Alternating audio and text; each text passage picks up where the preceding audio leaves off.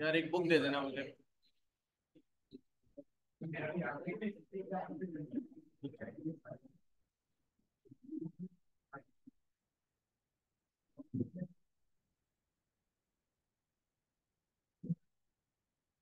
Exercise 2.3 start करनी है।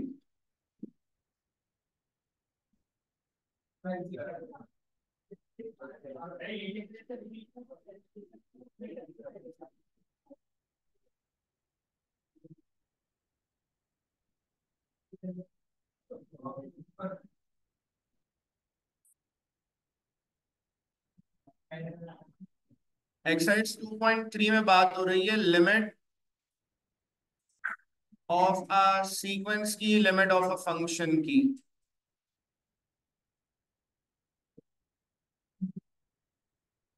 सबसे पहले हम बात कर रहे हैं लिमिट ऑफ अ सीक्वेंस की।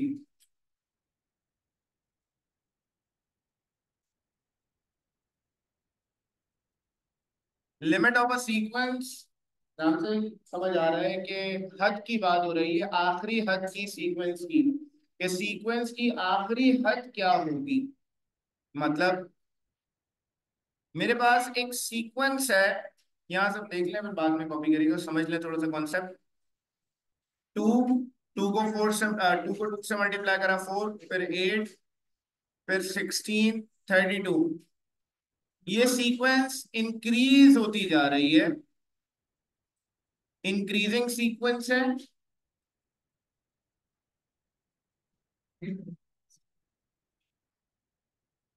तो ये इंक्रीजिंग सीक्वेंस है, हर एक टर्म के बाद जो वैल्यू है वो इंक्रीज होती जा रही है। इस सीक्वेंस की आखिरी हद क्या होगी, ये सीक्वेंस कहाँ जाकर रुकेगी। तो ये कहीं रुकेगी भाई। टू से मैं अगर इसको मल्टीप्लाई कराता रहूं तो इसकी वैल्यू इंक्रीज होती रहेगी। 64 को टू से मल्टीप्लाई कराऊंगा 128 आएगा, फिर टू से मल्टीप्लाई कराऊंगा तो वैल्यू बढ़ती रहेगी। ये सीक्वेंस कहीं पर जाकर खत्म नहीं होगी। इसको जितनी बार टू से मल्टीप्लाई करा लो ये इंक्रीज होती रहेगी और ये इन्फिनिटी तक जाएगी, ये इनफाइनाइट नंबर्स तक जाएगी। तो बेटा इसका मतलब ये है कि इस सीक्वेंस की जो लिमिट है वो बेसिकली क्या है, इन्फिनिटी है, क्योंकि इसकी कोई हद नहीं है, ये कहीं पर जाकर रुकेगी नहीं, ये चलती रहेगी। लेकिन अगर मैं एक और सीक्वेंस की बात करूं, 1/2, 1/4, 1/8, 1/16, अब इस सीक्वेंस की बात करूं अगर मैं, तो क्या इस सीक्वेंस की कोई हद है? जरा वैल्यूज को देख लेते हैं। तो 1 है, सीक्वेंस की नेक्स्ट वैल्यू क्या आ रही है, 0.5, और उसके बाद नेक्स्ट वैल्यू क्या आ रही है, 0.25, उसके बाद आ रही है 0.125, फिर उसके बाद 1/16 अगर करें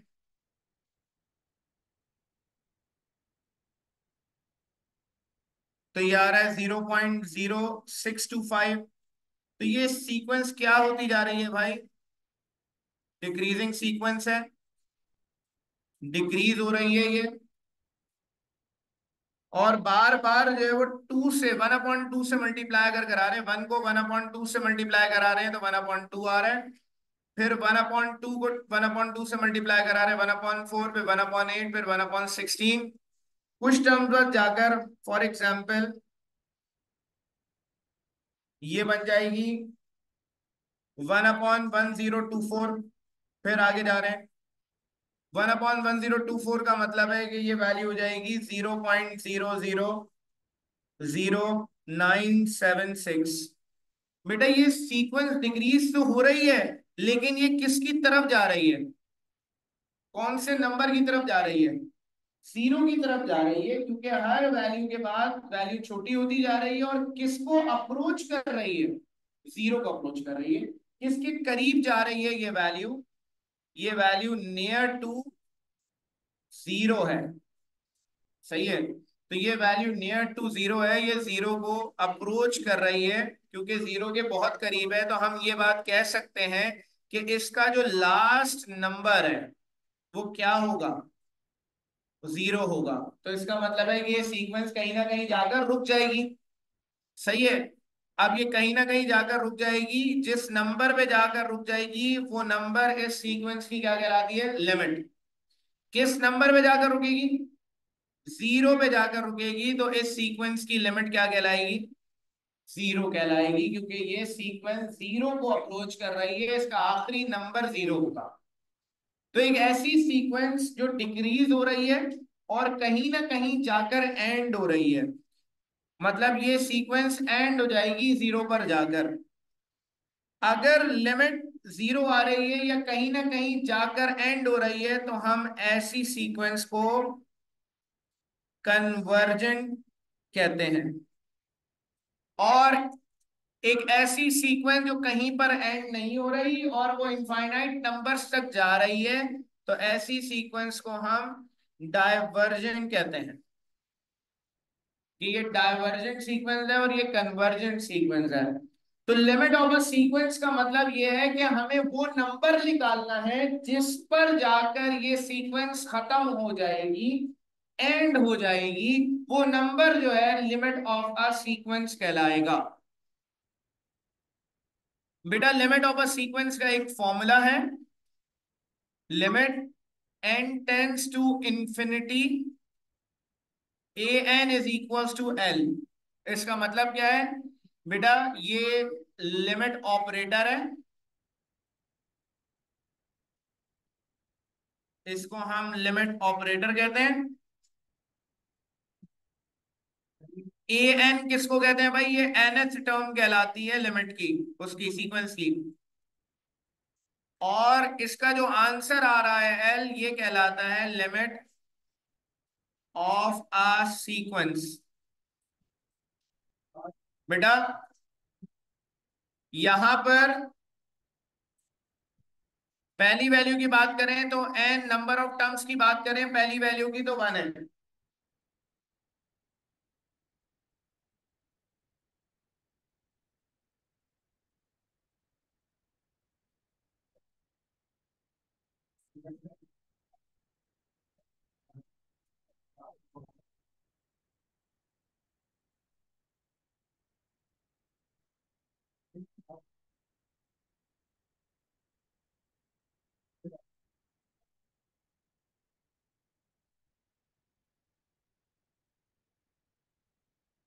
बेटा यहां पर ये जो सीक्वेंस लिखी है एक नजर देख लें। इसकी पहली टर्म में n1 है, नंबर ऑफ टर्म्स। यहां पर n2 है, यहां पर n3 है, यहां पर n4 है। अब ये जहां पर जाकर जीरो होगी टर्म, इसका n हमें नहीं पता, तो हम इसके n को इंफिनिटी कंसीडर करते हैं कि n1 n2 n3 n4 n5 n infinity का मतलब है यहां पर लिखा हुआ है n टेंस टू इंफिनिटी। इस एरो का मतलब होता है कि टेंस टू, इसको कहते हैं, या फिर इसको हम पढ़ते हैं इस एरो को अप्रोचेस टू इंफिनिटी। कह रहे हैं कि n1 2 3 n की वैल्यू नंबर ऑफ टर्म्स को बढ़ाते जा रहे हैं, मैक्सिमम नंबर ऑफ टर्म्स रख रहे हैं। इंफिनिटी का मतलब मैक्सिमम नंबर ऑफ टर्म्स रख रहे हैं, तो आखिरी आंसर क्या आएगा, मैक्सिमम आंसर क्या आएगा इसका। तो n, ये लिमिट ऑपरेटर है, इसमें लिखा हुआ है n tends to infinity, n approaches to infinity, या n near to infinity. n जो है वो इंफिनिटी के बहुत करीब है। इंफिनिटी से मतलब है बड़े से बड़ा number, n1 n2 n3। n की वैल्यू में इंफिनिटी इसलिए लिखा जा रहा है कि हो सकता है कि भाई 10 की पावर 100, हो सकता है 10 की पावर n। तो हम ये कह रहे हैं कि n की वैल्यू क्या है, वो इंक्रीज करते जा रहे हैं, बड़ी से बड़ी वैल्यू रख रहे हैं n की। हो सकता है 10,000 रख दिया, हो सकता है 15,000 रख दिया, या उससे भी बड़ी वैल्यू रख दी। तो उस बड़े से बड़ी वैल्यू को रिप्रेजेंट किया जाता है इंफिनिटी से, कि n की बड़े से बड़ी वैल्यू रख दूं nth टर्म में, तो जो आंसर आएगा वो लिमिट ऑफ अ सीक्वेंस कहलाएगा। बात समझ आ रही है कि n की जगह बड़े से बड़ा नंबर रख दूं nth टर्म में, तो जो आंसर आएगा वो लिमिट ऑफ अ सीक्वेंस कहलाएगा। अभी एक सवाल करते हैं तो बात क्लियर होगी।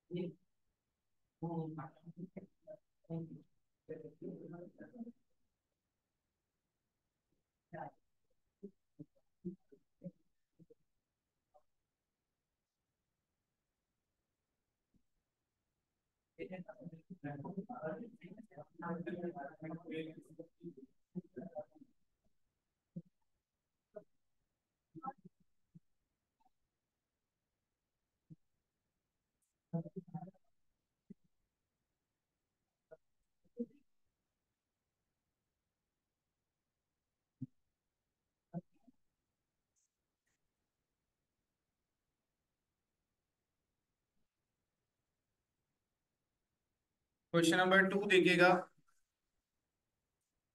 वन अभी नहीं कर रहे, वन एमसीक्यूज का सवाल है वैसे। फाइंड दी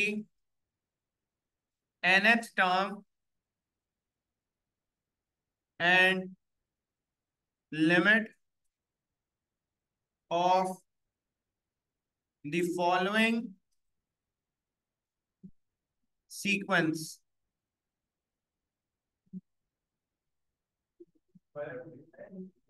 जरूरत नहीं है फॉर्मूला लिखना था, बस वो मैं लिख देता हूँ यहाँ पे। Limit n tends to infinity, A N बराबर है एल के, ये लिमिट की डेफिनेशन कहलाती है, या लिमिट की कह लें कंडीशन है।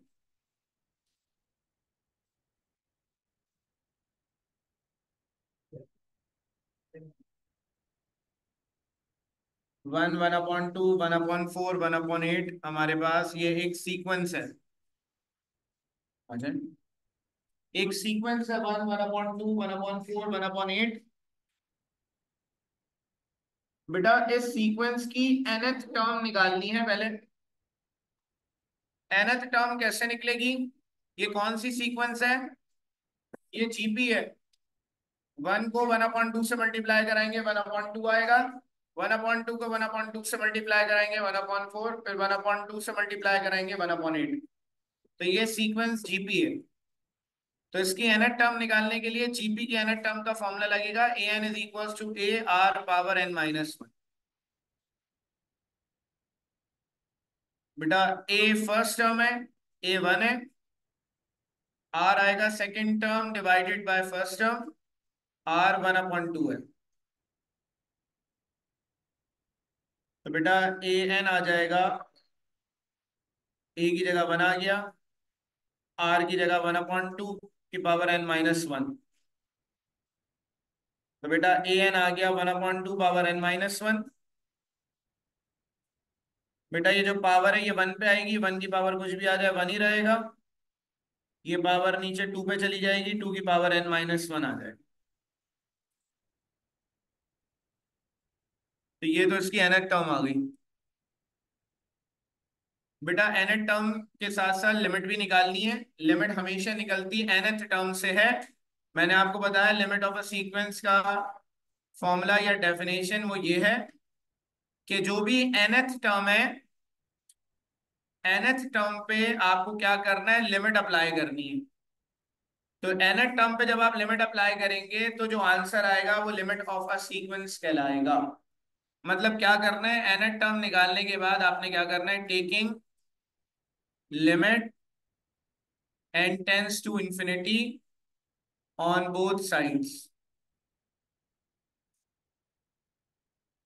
तो nth टर्म निकालने के बाद लिमिट इंफिनिटी दोनों साइड्स पर अप्लाई करनी है।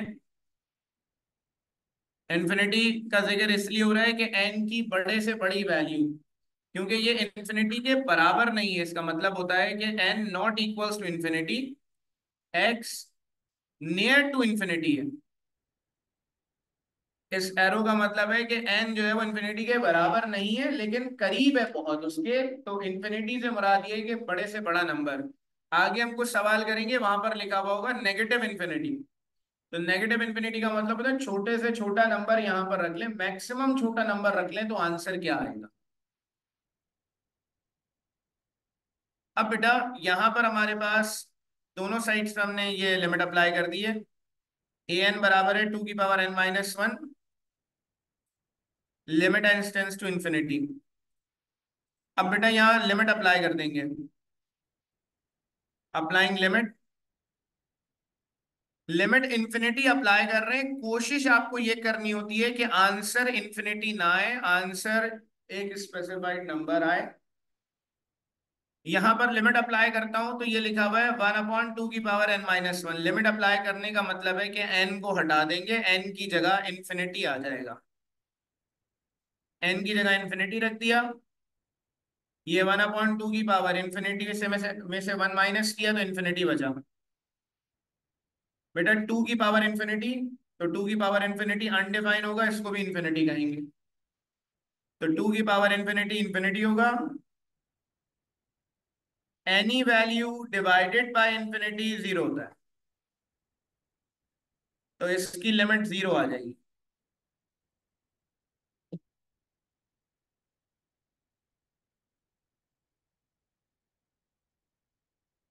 ये सवाल वही है ना जो मैंने पीछे एग्जांपल दी थी कि ये आप सीक्वेंस को अगर आप देखें तो ये किसके करीब जा रही है, जीरो के करीब जा रही है। तो वहां मैंने देख के ही बता दिया था कि इसकी लिमिट जीरो होगी क्योंकि ये इसका आखिरी नंबर जीरो होगा। तो ये इसका आंसर बन जाएगा।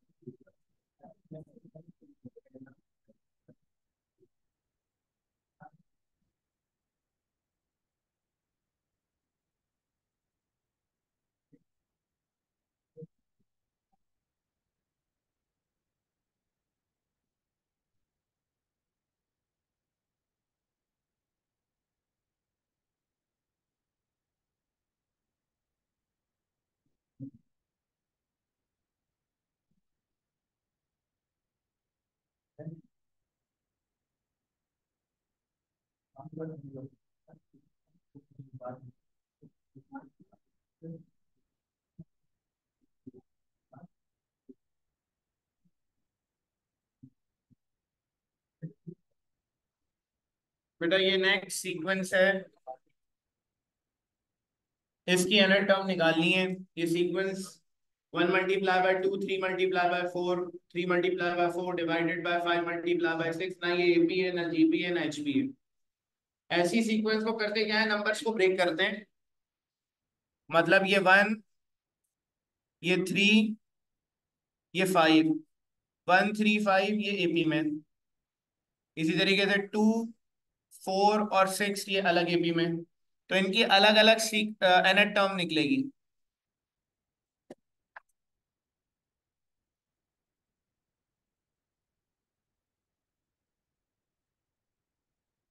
First we have to find the nth term of, पहले हम निकालेंगे 1 3 5 की। अब 1 3 5 एपी है, 1 में 2 ऐड कराएंगे 3, 3 में 2 ऐड कराएंगे 5 एपी है। तो फॉर्मूला लगेगा an is equal to a plus n minus 1 d। हाँ अलग अलग निकालेंगे सबके, सबका अलग अलग निकालेंगे, चार अलग अलग टर्म एन टर्म निकलेंगे। अब यहाँ पर ये 3 5 और 7 ये अलग एपी है। इसी तरीके से 4 6 और 8 अलग एपी है। तो ये अलग अलग एपी से एन टर्म निकलेगी, फिर एक साथ लिखेंगे इनको मिलाकर, बताता हूँ।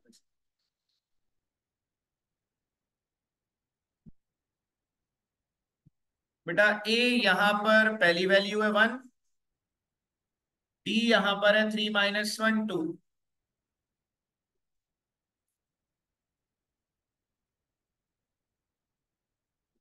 ए की जगह 1, डी की जगह 2 आ जाएगा। ए एन आ गया 2n - 2, 2 से 2 कैंसिल हो जाएगा बेटा। ए एन आ जाएगा 2n। Now we have to find the nth, oh sorry 2n - 1।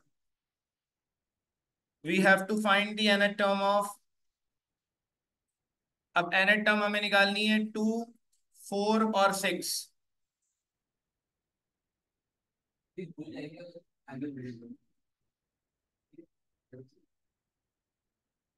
ए हमारे पास 2 है, डी हमारे पास 4 - 2।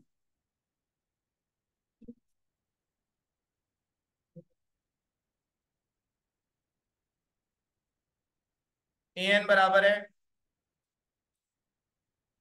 a प्लस n - 1, टी की जगह 2 आ जाएगा। ए एन बराबर है 2, 2 मल्टीप्लाई होगा 2n - 2। तो बेटा 2 से 2 कैंसिल हो जाएगा, ए एन आ जाएगा 2n। Now for the nth term of 3 5 7, अब 3 5 7 की nth टर्म निकालनी है। ए होगा बेटा 3, डी होगा 5 - 3,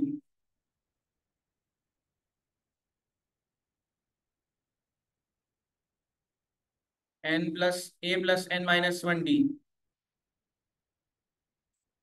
So an is equals to 3, अंदर 2 मल्टीप्लाई होगा 2n - 2, an is equals to 2n + 1।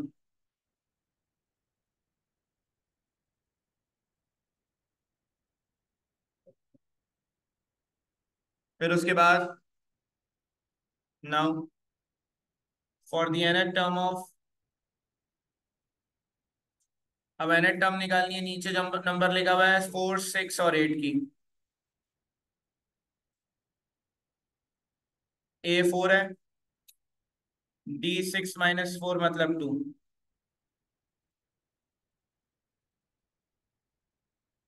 तो n बराबर आएगा A+n - 1, D की जगह 2 आ जाएगा।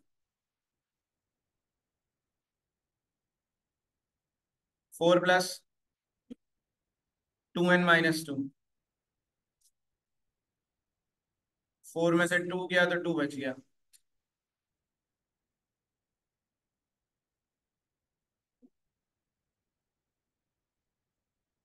ये अलग अलग nth टर्म्स निकाल लिए हमने।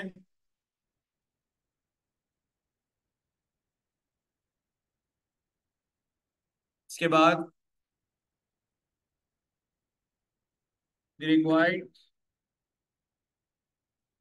nth टर्म विल बी, बेटा अब nth टर्म लिखनी है हमें इस गिवन सीक्वेंस की, अलग अलग सब निकाल लिया। ऊपर वाले जो दो नंबर्स मल्टीप्लाई हो रहे हैं, ऊपर हो रहा है 1 3 और 5 है, और 2 4 और 6 ये मल्टीप्लाई हो रहे हैं। 1 3 5 की nth टर्म ये, 2 4 6 की nth टर्म ये। तो हम इन दोनों को ऊपर लिखेंगे मल्टीप्लाई में, 2n - 1 × 2n। बाकी के जो दो nth टर्म्स हैं वो नीचे मल्टीप्लाई में आएंगी, 2n+1 2n+2। तो हमारे पास ये कंबाइंड nth टर्म आ जाएगी। तो nth टर्म इसकी आ जाएगी गिवन सीक्वेंस की। फिर इसके बाद लिमिट निकालनी है इसकी।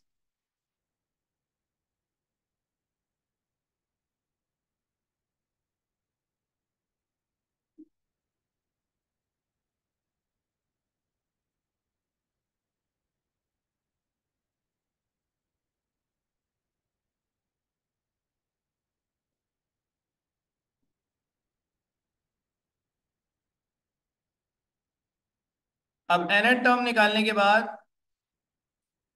Taking limit n tends to infinity on both sides,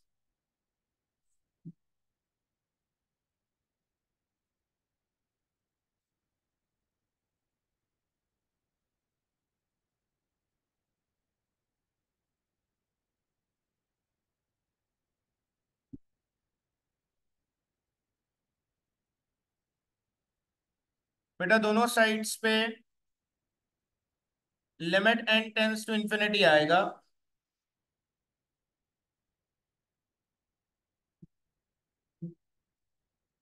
बेटा यहाँ जरा सब लोग देख लीजिएगा, 2 मिनट काम छोड़ के। बेटा अगर मैं यहाँ पर n की जगह इंफिनिटी रख देता हूं, तो इंफिनिटी रखने पर मेरे पास जो रिजल्ट है वो पूरा का पूरा इंफिनिटी आएगा। मतलब 2 × इंफिनिटी होगा, इंफिनिटी से 1 माइनस हुआ तो इंफिनिटी आ गया। 2 × इंफिनिटी आ गया, नीचे भी इंफिनिटी आ जाएगा। तो पूरा का पूरा आंसर इंफिनिटी होगा इसका। असल में होता ये है कि जब हमारे पास लिमिट इंफिनिटी हो तो हम एक कॉन्सेप्ट को अप्लाई करते हैं कि any number divided by infinity zero होता है। 2 / इंफिनिटी 3 / इंफिनिटी जीरो के बराबर होता है। तो जब भी हमारे पास लिमिट इंफिनिटी होती है तो हमारी पहली कोशिश ये होती है कि इंफिनिटी अगर कहीं आए तो वो डिनोमिनेटर में आए, न्यूमरेटर में ना आए। तो बेटा डिनोमिनेटर में लाने के लिए हम क्या करते हैं, इंफिनिटी किसकी वैल्यू है, एन की वैल्यू है। तो हमें कोशिश ये करनी है कि एन डिनोमिनेटर में आए।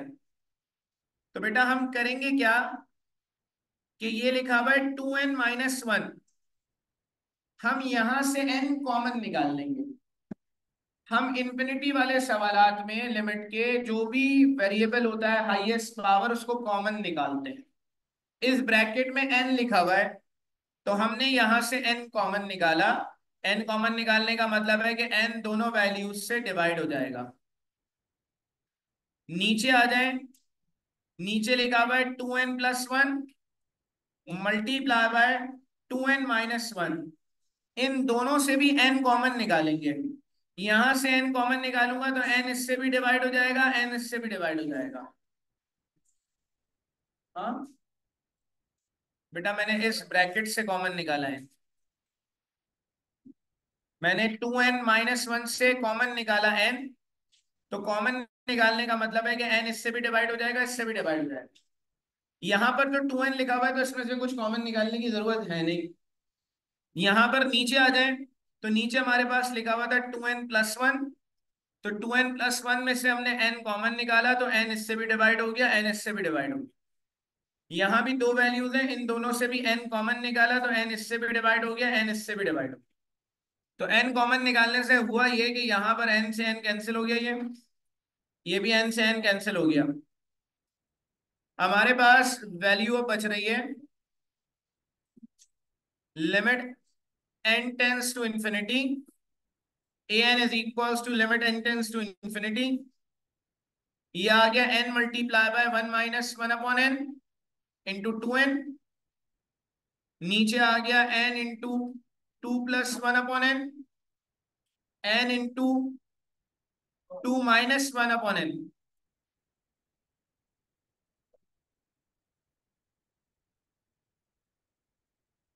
अब बेटा n से n भी तो कैंसिल हो सकता है। ऊपर n लिखा हुआ है, नीचे n लिखा हुआ है, कैंसिल हो गया दोनों, multiply divide by n। 2n+2 है ना, तो 2 लिख देते हैं, सॉरी। ये 2/n होगा। 2n+2 है बेटा, मैंने माइनस लिख दिया, माजरत। ये 2/n हो गया। बेटा ऊपर भी n लिखा हुआ है, नीचे भी एक n लिखा हुआ है मल्टीप्लाई में, तो ये कैंसिल हो गए। अब जो वैल्यू बची है इसके ऊपर हम लिमिट अप्लाई कर देंगे। क्योंकि अगर आप इस वैल्यू में देखें, n अगर आ रहा है तो n डिनोमिनेटर में है हर वैल्यू के। अप्लाइंग लिमिट, लिमिट अप्लाई करेंगे, ये आएगा 1-1/∞ मल्टीप्लाई बाय 2। नीचे आ जाए लिखा हुआ है 2+1/n, साथ में लिखा हुआ है 2+2/n। तो ये जो दोनों n है नीचे ये हट जाएंगे, इनकी जगह इंफिनिटी आ जाएगा।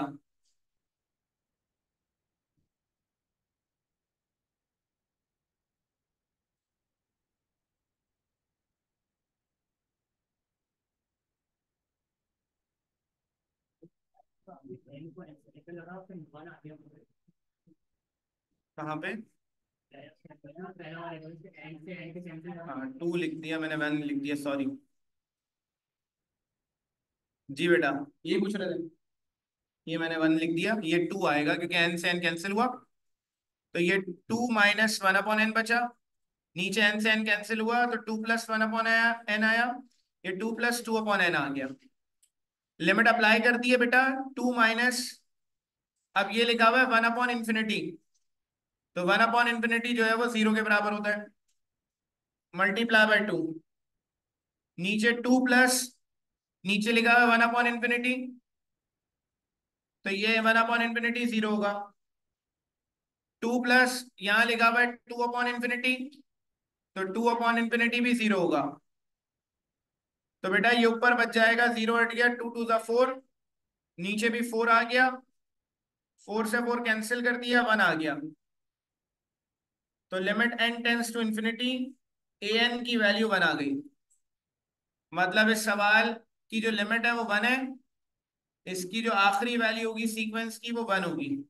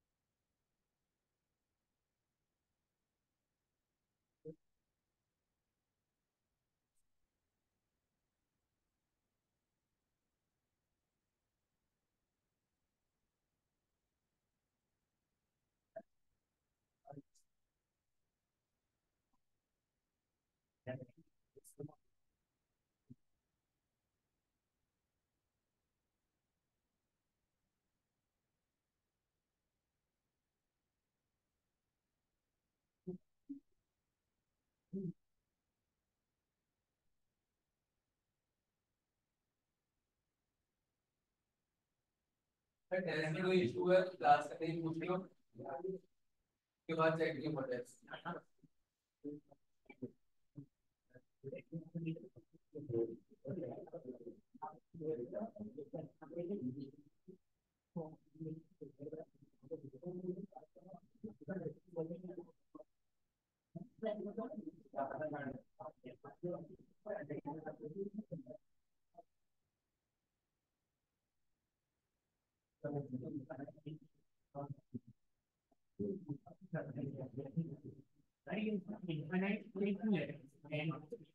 असल में हम एक और काम भी कर सकते हैं, इन्फिनिटी ना ले।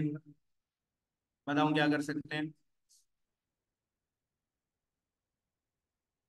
आपके पास एन टर्म आई है, a n is equals to 2n-1, 2n+1, 2n+2। यहाँ पर लिमिट निकालने का मतलब है कि एन की मैक्सिमम वैल्यू रखें।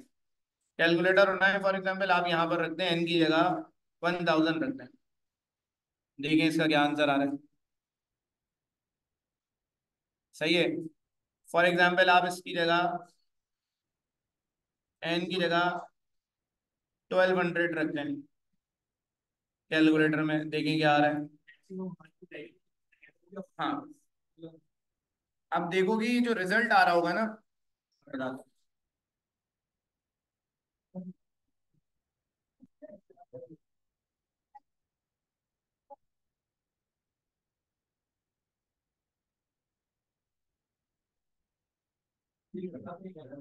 करना नहीं है, कॉन्सेप्ट बता रहा हूँ।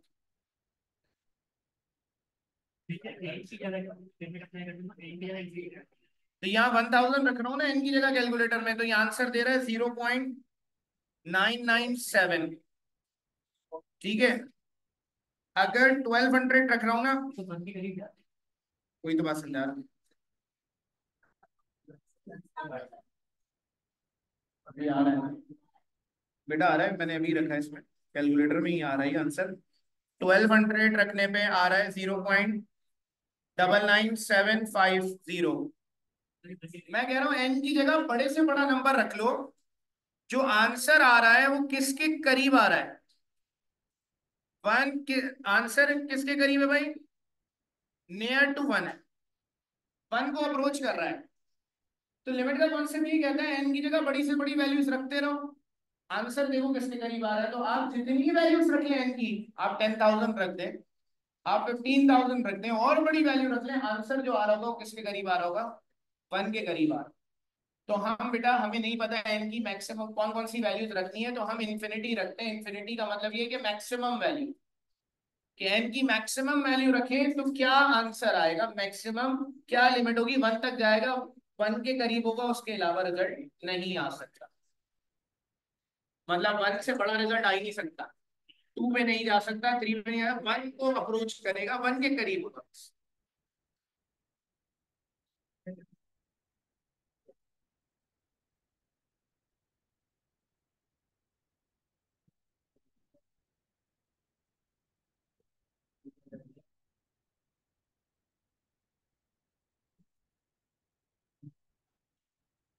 जैसे कि आपकी, आपके साइड में बेटा ये वॉल है, ये आपकी लिमिट है। ये कुर्सी आप इसके बहुत करीब ले जा सकते हैं, लेकिन इसकी जगह पे नहीं ले जा सकते। तो ये आपकी लिमिट है कि ये यहाँ तक मैक्सिमम इसके करीब जा सकते हैं।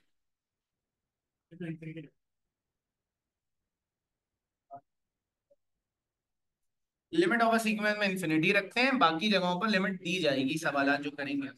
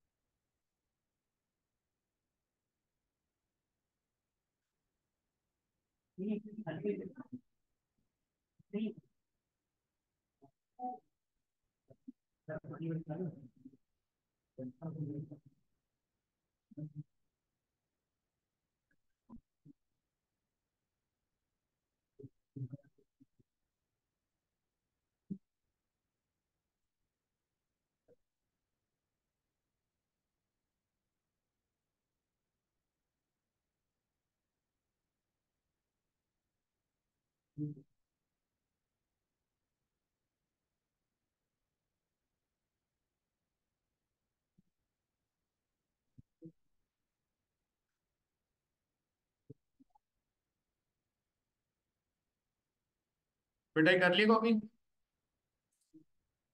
बेटा क्वेश्चन नंबर 3 है, find the limit of the following sequences उस nth term are, nth term given है, लिमिट निकालनी है बेटा। डायरेक्ट इसमें limit N tends to infinity लगाएंगे दोनों साइड्स पे।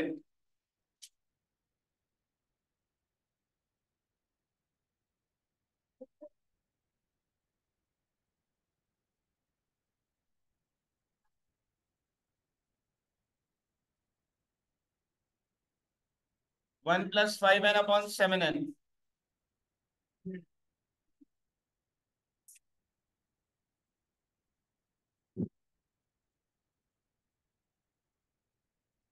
बेटा यहां पर n ऊपर लिखा हुआ है, वन प्लस फाइव एन है, तो ऊपर वाली वैल्यूज में से n कॉमन निकलेगा। तो यहाँ पे n कॉमन निकाला, n बाहर रख दिया, वन के नीचे भी n आएगा, फाइव n के नीचे भी n आ जाएगा। नीचे लिखा हुआ है सेवन एन, ये अंदर n से n कैंसिल हो गया, ये बाहर जो n कॉमन निकाला ये n, और नीचे वाला n कैंसिल हो गया।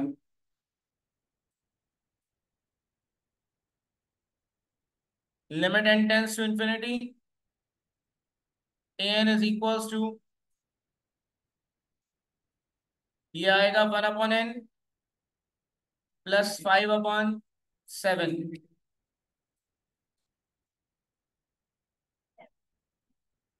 लिमिट अप्लाई कर देंगे,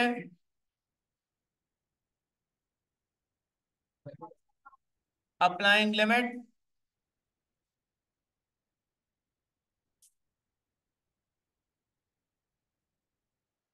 तो लिमिट अप्लाई करने पे बेटा रिजल्ट आएगा इसका one upon infinity plus five upon seven. Any value divided by infinity zero, तो बेटा इसका आंसर आएगा 5/7।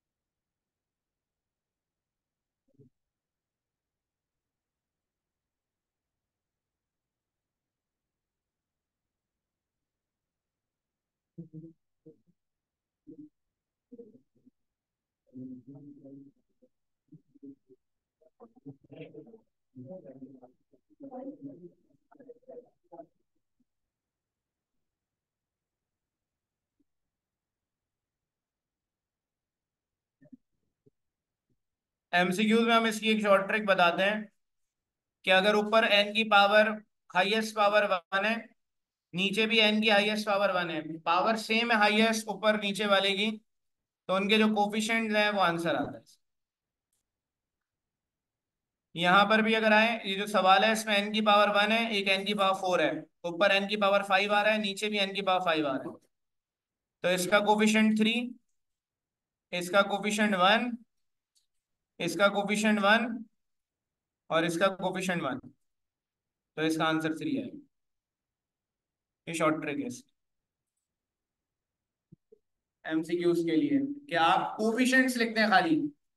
लिमिट इन्फिनिटी की शॉर्ट ट्रिक है ये कि अगर ऊपर भी वेरिएबल की हाईएस्ट पावर फाइव है और नीचे भी फाइव है, अगर ऊपर हम ऐड मल्टीप्लाई कराएंगे दोनों ब्रैकेट्स को तो फाइव आएगी, नीचे भी फाइव आएगी, तो एन की जो हर ब्रैकेट में हाईएस्ट पावर है उसके कोफिशिएंट्स आप लिखने हैं। मतलब इसका कोफिशिएंट थ्री है, इसका कोफिशिएंट वन है, नीचे भी कोफिशिएंट वन और वन है, तो थ्री आंसर आता है इस शॉर्ट ट्रिक। बाकी ये सवाल आपने करना है ट्राई अभी। इसमें क्या करना होगा, हर ब्रैकेट में से हाईएस्ट पावर वेरिएबल कॉमन निकलता है लिमिट इन्फिनिटी की जब भी बात होगी। तो मतलब पहला जो ब्रैकेट है इसमें से एन कॉमन निकलेगा, दूसरा ब्रैकेट है इसमें से एन की पावर फोर कॉमन निकलेगा, नीचे एन स्क्वायर कॉमन निकलेगा, यहां से एन क्यूब कॉमन निकलेगा।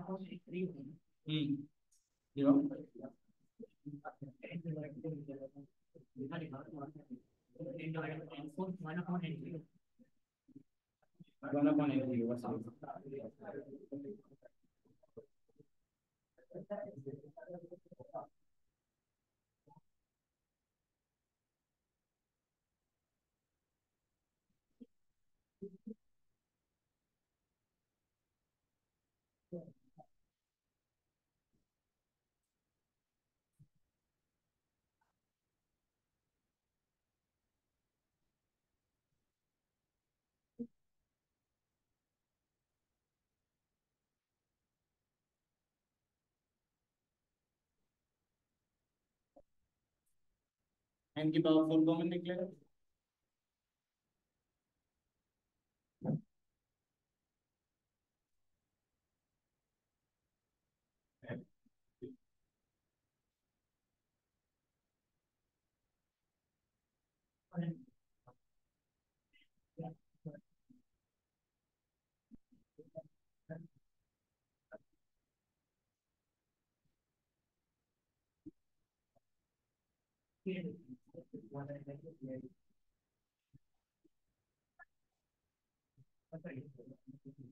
एन अपॉन जी। जी जी बिल्कुल।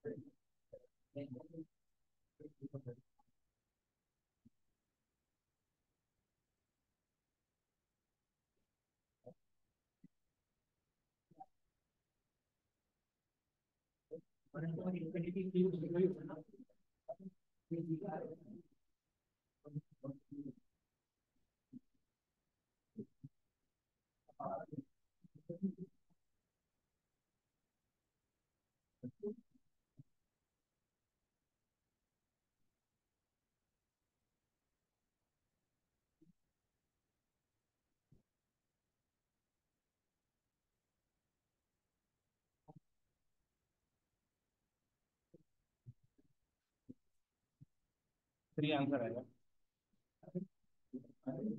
7/∞ जीरो होगा ना।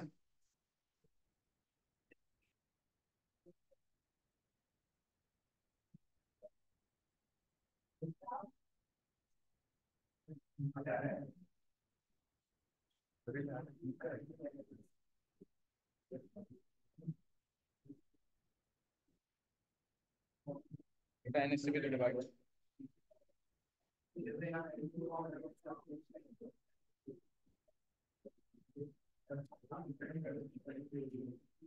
सभी कैंसिल हो जाएगा। एन स्क्वायर एन क्यूब क्या हो जाएगा, 5 है, और ये भी 5 है, कैंसिल हो जाएगा।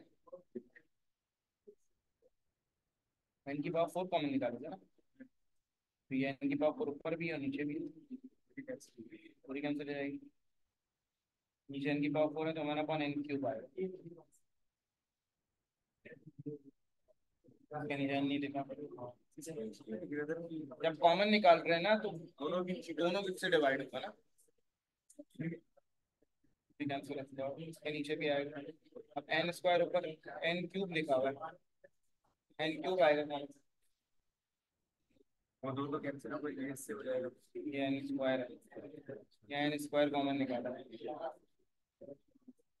ये 7/n क्यूब आएगा। अब इन्फिनिटी रख देंगे। अपना ही लिमिट निकाला पड़ेगा।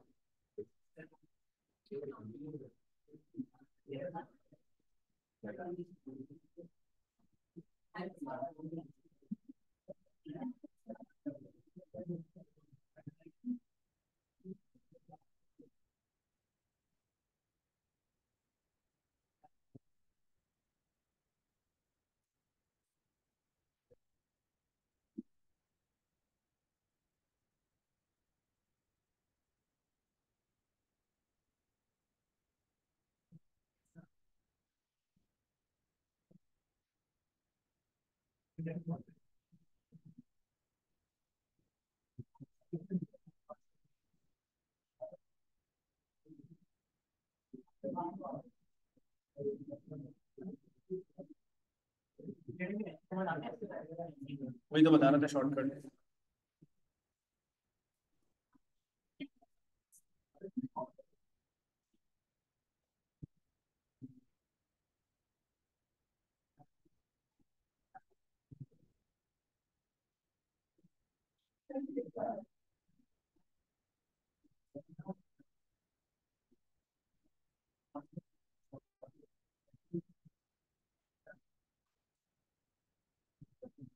बेटा इस सवाल में n+1 फैक्टोरियल ऊपर लिखा हुआ है, नीचे n फैक्टोरियल -n+1 फैक्टोरियल। तो यहाँ सबसे बड़ी वैल्यू n+1 फैक्टोरियल है। तो ऊपर तो सिंगल वैल्यू है, तो ऊपर से तो कुछ कॉमन आ नहीं सकता। नीचे ये जो दोनों वैल्यूज हैं n फैक्टोरियल और n+1 फैक्टोरियल, इनसे कॉमन निकालेंगे हम, क्योंकि दोनों में बड़ी वैल्यू n+1 फैक्टोरियल है, तो इसीलिए कॉमन निकालेंगे n+1 फैक्टोरियल। तो इससे भी n+1 फैक्टोरियल डिवाइड होगा और इससे भी n+1 factorial divide. n+1 factorial से n+1 फैक्टोरियल कैंसिल हो गया, 1 बच गया। ये ऊपर और नीचे भी n+1 फैक्टोरियल लिखा हुआ है, ये भी कैंसिल हो गए। तो ये बच जाएगा limit n tends to infinity 1/n factorial upon n+1 factorial minus का 1। अब बेटा इसको हम थोड़ा और सिंप्लीफाई कर सकते हैं इस तरह से कि नीचे n+1 फैक्टोरियल लिखा हुआ है, ऊपर n फैक्टोरियल लिखा हुआ है। तो फैक्टोरियल को ओपन किया जा सकता है, ऊपर n फैक्टोरियल रहेगा, नीचे n+1 फैक्टोरियल लिखा हुआ है। n+1 फैक्टोरियल को ओपन करेंगे तो n+1, फिर उसमें से एक कम हो जाएगा n फैक्टोरियल। तो नीचे n+1 × n फैक्टोरियल आ जाएगा, माइनस का 1 ऑलरेडी मौजूद है। बेटा n फैक्टोरियल से n फैक्टोरियल यहां भी कैंसिल आउट हो जाएगा। ये limit n tends to infinity 1/(1/n+1 - 1) ये आ गया। लिमिट अप्लाई कर देंगे,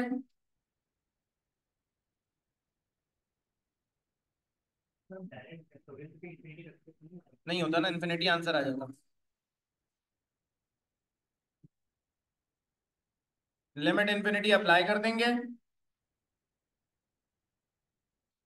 1/(∞ +1 - 1)। बेटा 1/(∞ +1) इन्फिनिटी होगा, 1/(∞) 0 है। आंसर इसका आ जाएगा -1।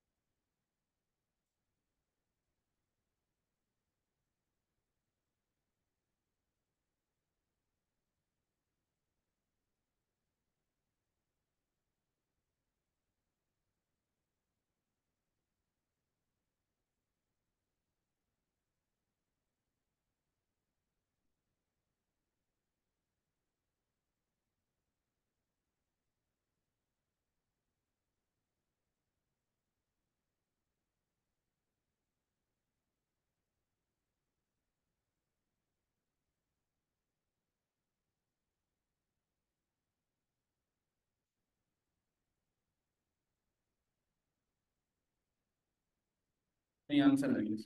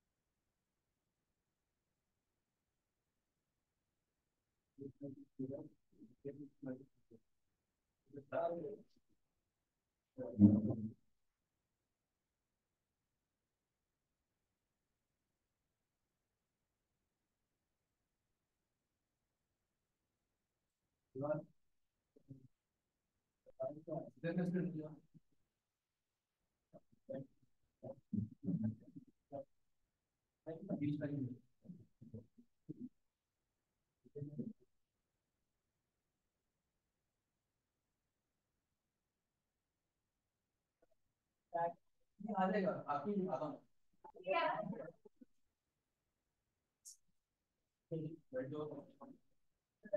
मेरे फोन पे अल्फाज फोन पे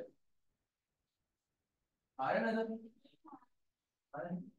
ये तो बहुत ही आ रहा है।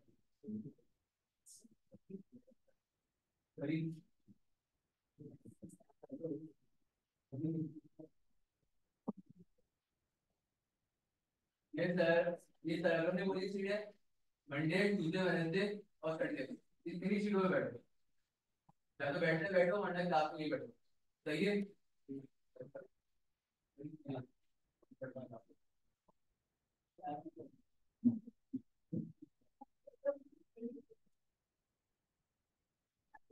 नजर आ रहा है आपको आयशा ओ मीना नजर आ रहा है आपको आ रहा है आ रहा है नहीं आ रहा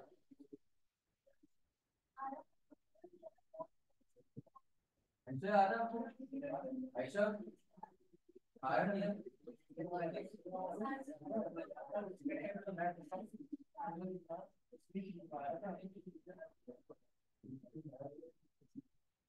आगे बात करेंगे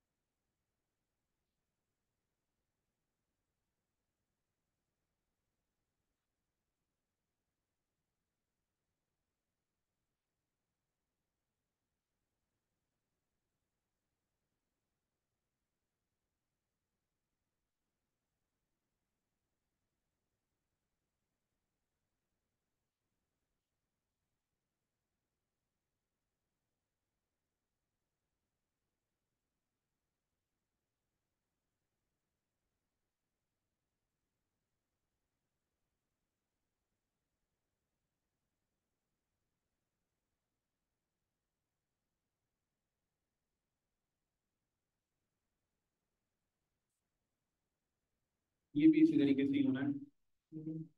find limit of the function y is equals to 5x upon x plus 1। तो y यहाँ पर 5x अपॉन x प्लस 1 है, लिमिट इन्फिनिटी है। तो यहाँ पर हम taking limit x tends to infinity on both sides.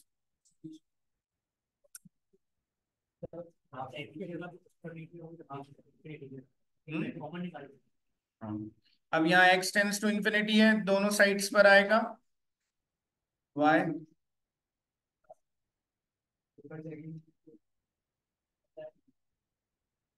5x upon x। अब ऊपर 5x लिखा हुआ है, ऊपर से कुछ कॉमन नहीं निकलेगा, नीचे से हम x कॉमन निकालेंगे। तो जब भी लिमिट इन्फिनिटी होगी तो हम हाईएस्ट पावर वेरिएबल कॉमन निकालेंगे। अब x प्लस वन से x कॉमन निकाला तो x के नीचे भी x आ जाएगा और 1 के नीचे भी x आ जाएगा। So limit x tends to infinity, यहाँ यही होगा कि x x कैंसिल हो जाएगा, तो ये बच जाएगा 5 divided by 1 plus 1/x।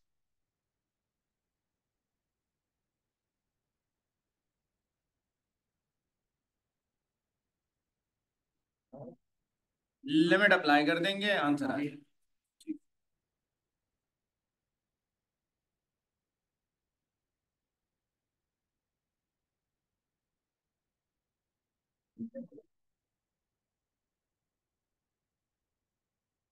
5/1 plus 1/infinity, any number divided by infinity is equals to 0 and the answer is 5.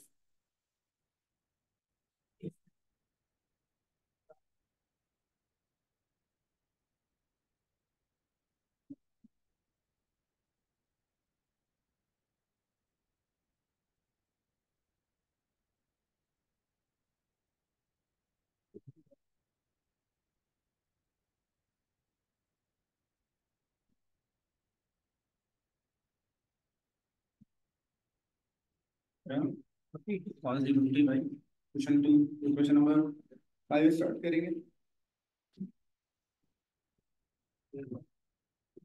वैसे ही बहुत थोड़े से सवाल आते हैं एक्सरसाइज में।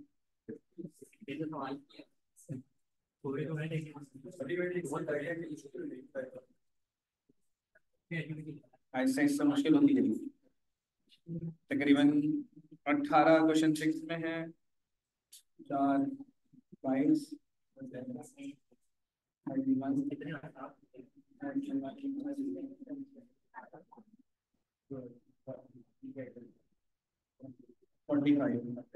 क्वेश्चन 6 7 और 8 में 45 क्वेश्चन।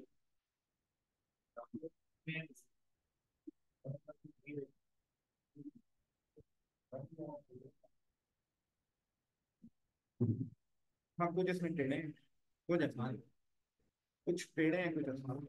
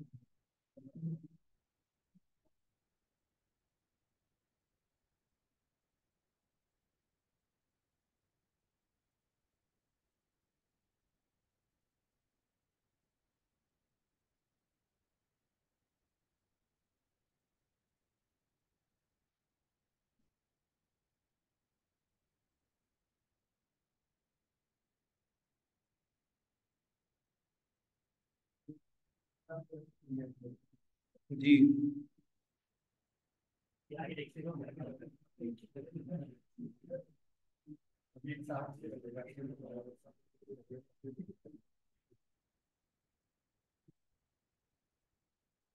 अभी तो 7 पढ़ा हुआ है आप लोग।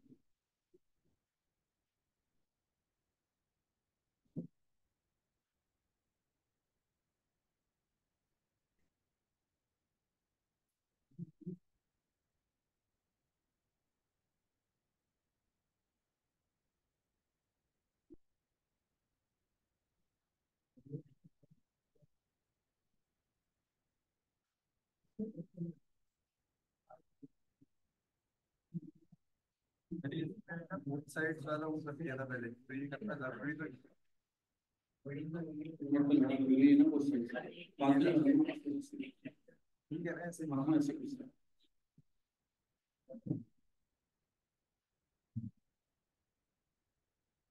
इधर आ जाओ तो नजर नहीं आ रहा।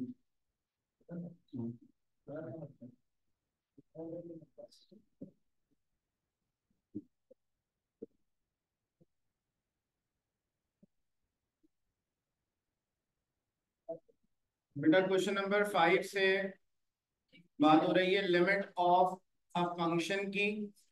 फंक्शन की लिमिट निकालनी है। एक सवाल ये करा रहा हूँ, उसके साथ में इसका कॉन्सेप्ट भी बता दूं। फंक्शन की लिमिट निकालने का मतलब ये है कि आपको पूरी कोशिश ये करनी है कि आंसर इंफिनिटी ना आए।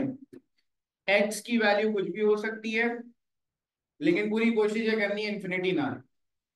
अब ये जो सवाल है, limit X tends to 2 X power 5 X square X plus 1, बेटा इसका रिजल्ट तो इंफिनिटी आ ही नहीं सकता, क्योंकि ये फ्रैक्शन में नहीं है। अगर फ्रैक्शन में सवाल होता है तो ज्यादा चांसेस होते हैं कि नीचे जीरो आ जाए। तो इसमें तो हम डायरेक्ट लिमिट अप्लाई कर देंगे।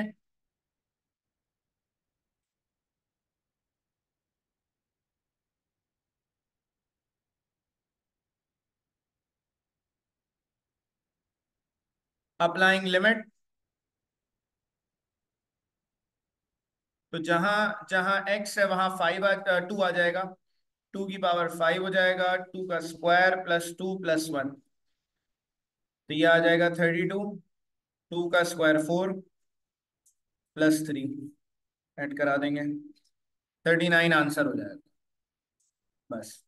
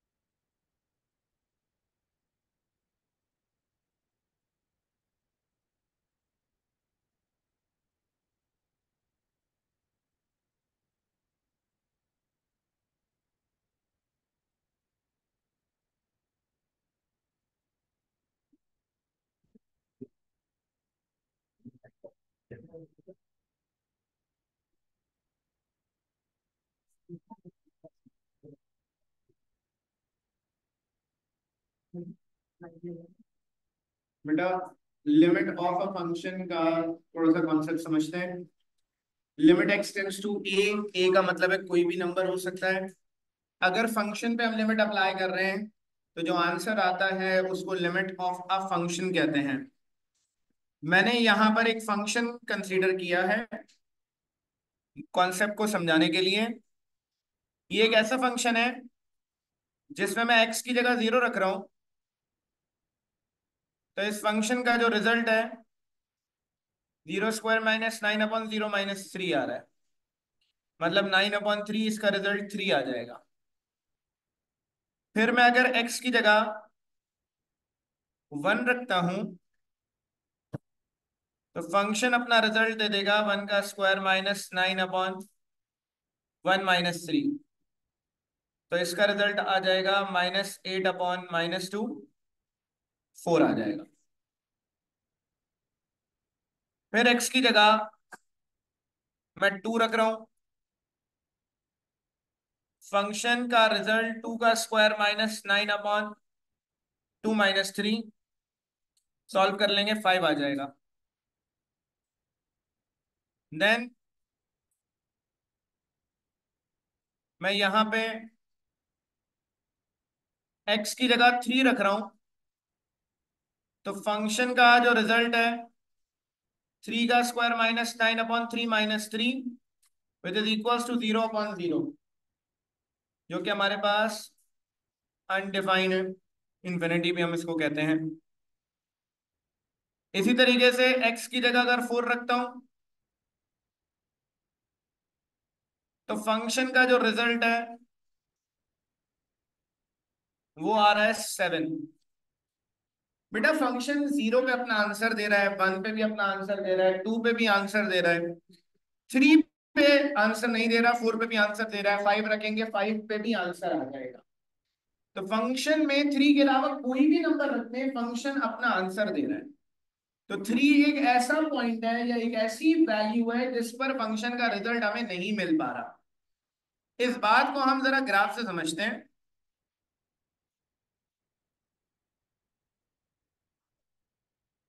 इस फंक्शन का हम ग्राफ बनाएंगे।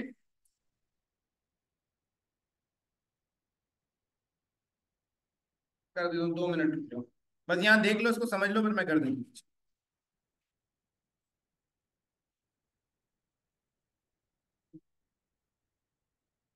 इस फंक्शन का अगर मैं ग्राफ बनाता हूं, 0 1 2 3 4, यहाँ पे 1 2 3 4 5 6 7 8 9 10।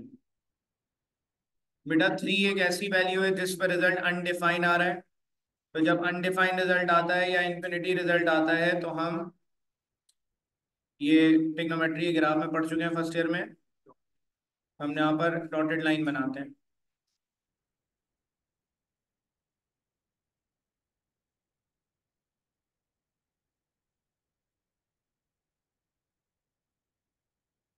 अब बेटा फंक्शन जो है 0 पे रिजल्ट दे रहा है 3, 1 पे रिजल्ट दे रहा है 4, 2 पे रिजल्ट दे रहा है 5, 4 पे रिजल्ट दे रहा है 7, 3 पे रिजल्ट दे रहा है इंफिनिटी। फंक्शन ने यहां से चलना स्टार्ट किया,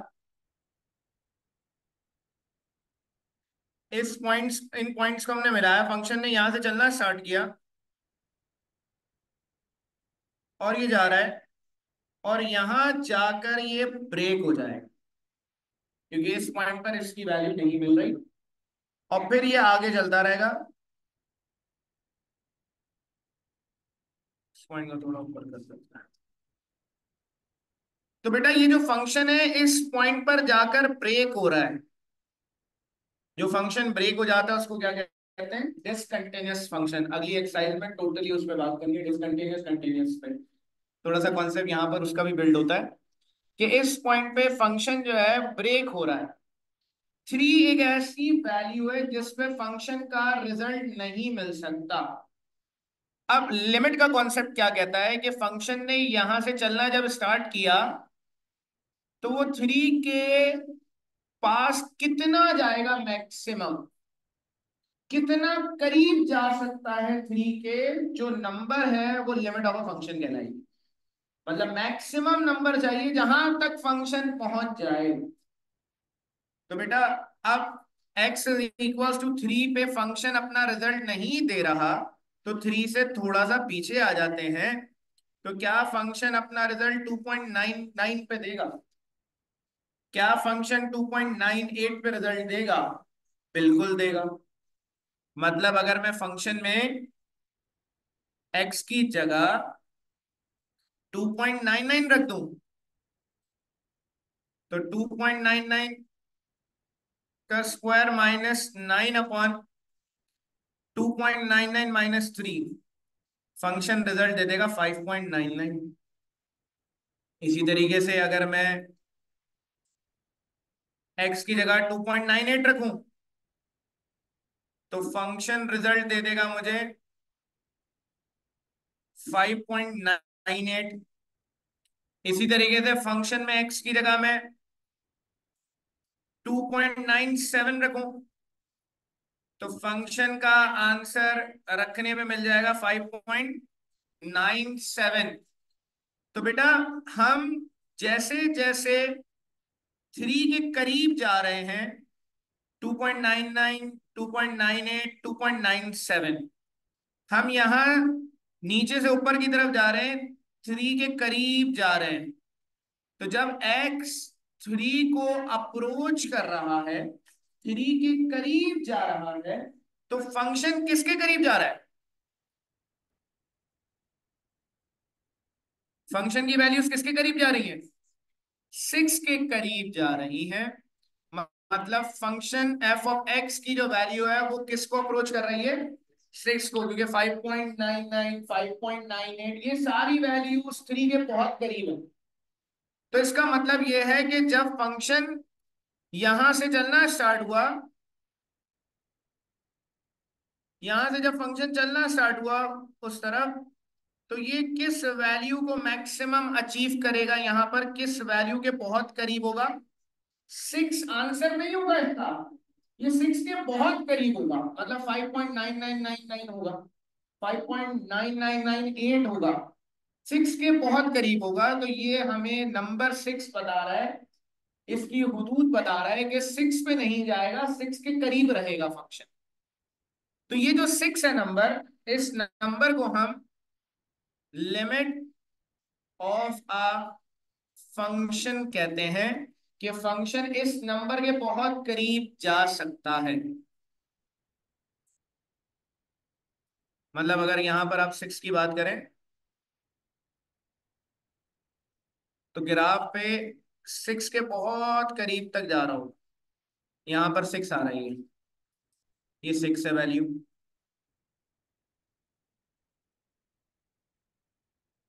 6 के बहुत करीब होगा, यहां पर आकर ये ब्रेक हो जाएगा। थोड़ा सा ग्राफ असल में एक्यूरेट स्केल पे नहीं बना हुआ, 6 के बहुत करीब होगा, यहाँ आके ब्रेक हो जाएगा। तो इसकी हुदूद जो है 6 है। अच्छा बेटा, लिमिट के दो कॉन्सेप्ट्स हैं हमारी किताब में।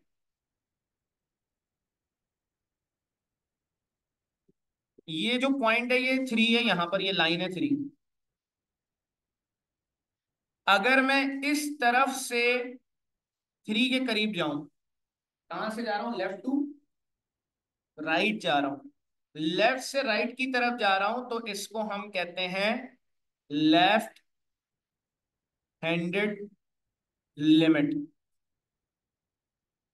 अगर मैं 3 के करीब यहां से जाऊं, राइट से जाऊं 3 के करीब, तो ये कहलाती है राइट हैंडेड लिमिट। तो बस, हाँ, ऐसे जा नहीं सकते बेटा। लेफ्ट और राइट हैंडेड का मतलब क्या है?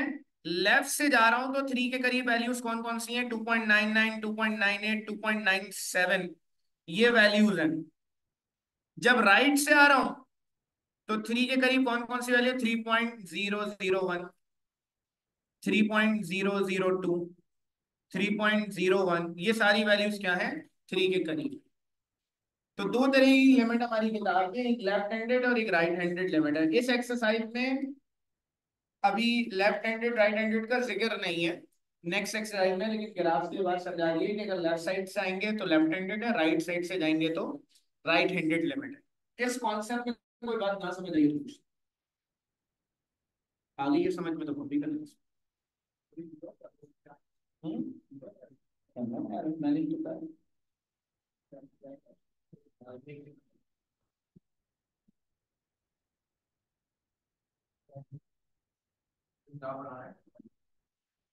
रफ बना लो अपने पास, कॉन्सेप्ट याद रहता है।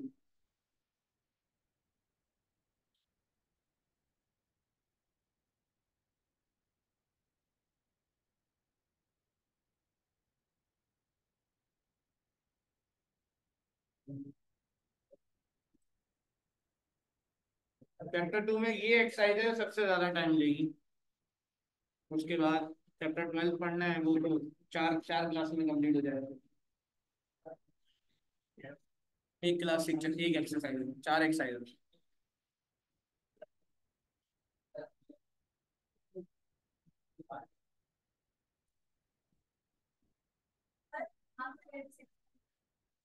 ग्राफ नहीं आता, मैंने तो ये कहा है, पेपर में नहीं आएगा। जो हमने पिछले में ग्राफ पढ़ा वो भी नहीं आएगा, उसमें पढ़ाया जा रहा है। इस वजह से थोड़ा सा कॉन्सेप्ट बिल्ड हो जाए। यूनिवर्सिटी का जो टेस्ट होगा, एंट्रेंस टेस्ट, उसके अंदर ग्राफ दिया जाता है, पूछने किस फंक्शन का ग्राफ। तो एक्सपोनेंशियल फंक्शन का ग्राफ आपको याद होना चाहिए किस तरीके का होता है, लॉग का ग्राफ किस तरीके का होता है, तो वहाँ एमसीक्यूज में आ सकता है। वो भी नेस्ट और फास्ट के टेस्ट में, एनईटी में वो भी नहीं आएगा।